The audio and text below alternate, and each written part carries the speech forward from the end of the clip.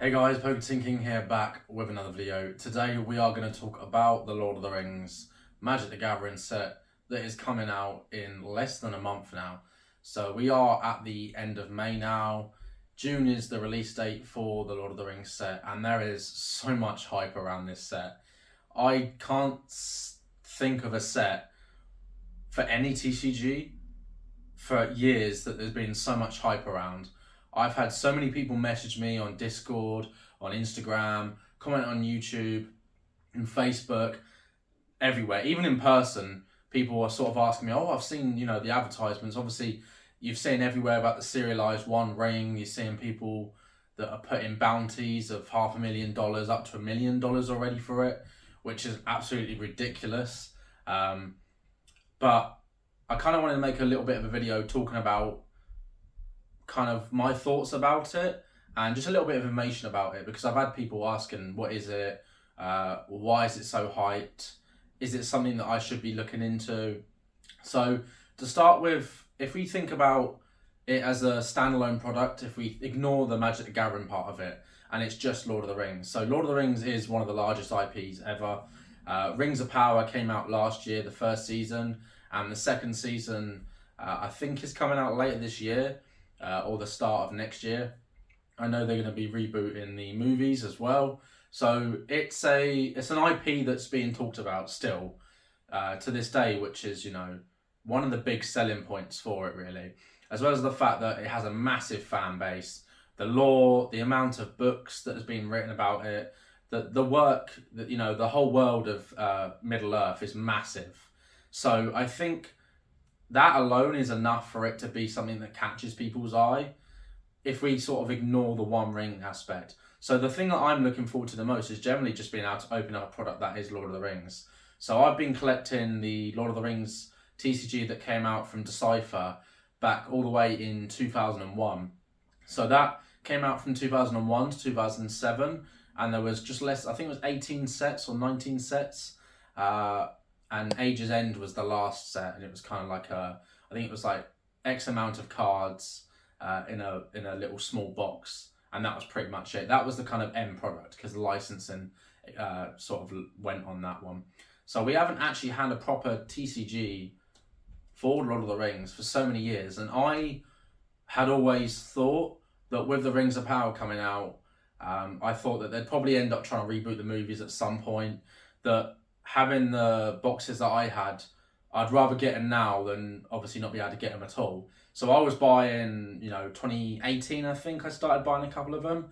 And I've got a fair few boxes, and I've got like cases of theme decks as well, because I figured that if I had some decks and I maybe wanted to crack some open and play with some friends at some point, I could do that, whereas I might not be able to do that in the future. And of course now we are obviously getting a Lord of the Rings set.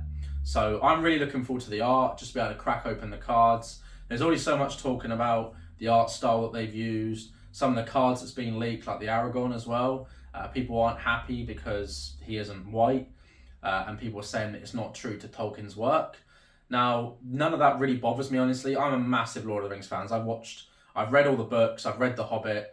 I haven't gone into the Silmarillion and a lot of the other works. I have some books where it shows a lot of the art of Tolkien's art from all the books and the whole of the thing. I've watched all the movies like probably about 100 times each in extended editions, and I actually am one of the few that really enjoyed the Hobbit movies as well. They weren't perfect. We know that they didn't need to be 3 movies, but I can still enjoy them because I just love the world. I'm a big fan of getting into the lore of things. That's why I got into Flesh and Blood, for instance, because I really enjoyed the lore of it. So for me, I'm just excited to be able to open up a product. So I have got some collector booster boxes coming, some gift bundles, and I'll probably end up getting some set booster boxes. Now, if we talk about the serialized ring, that is the thing that is getting people interested, that might not collect Magic the Gathering, might not necessarily collect card games outside of the card games they do. So I've had people that collect only Pokemon usually, or people that only collect Flesh and Blood, or only collect like Weiss Schwartz. They're messaging me and going, what should I get? What's a collector's box? Why is it so expensive? So With Magic the Gathering, generally, when they do a release of a set, they do draft boxes, set boxes, and collector boxes as the main three booster boxes that they do. Collector boxes are 12 packs per box, and they are a premium product. So they are generally around £20 to £25 a booster pack over here in the UK.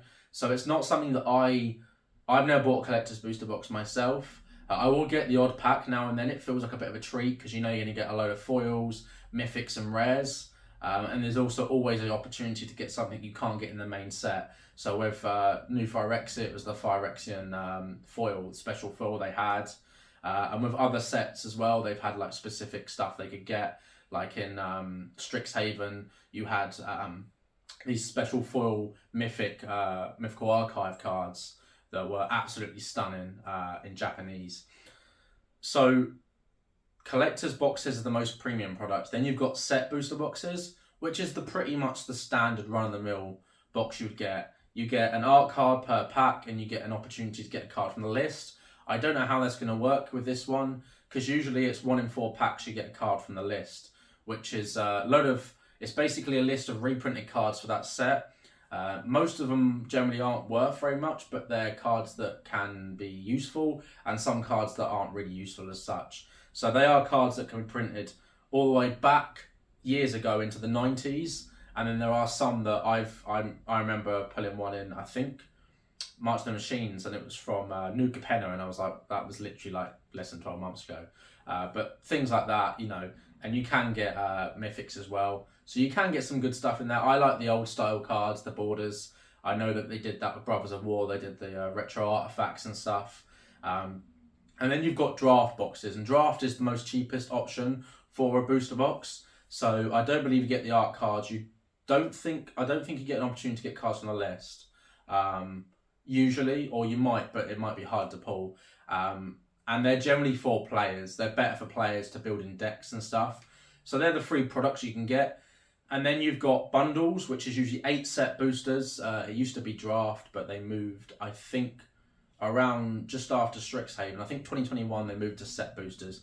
So you get 8 set boosters, you get a load of lands, you get a promo, a die. It's similar to the Pokemon ETB, you just don't get sleeves.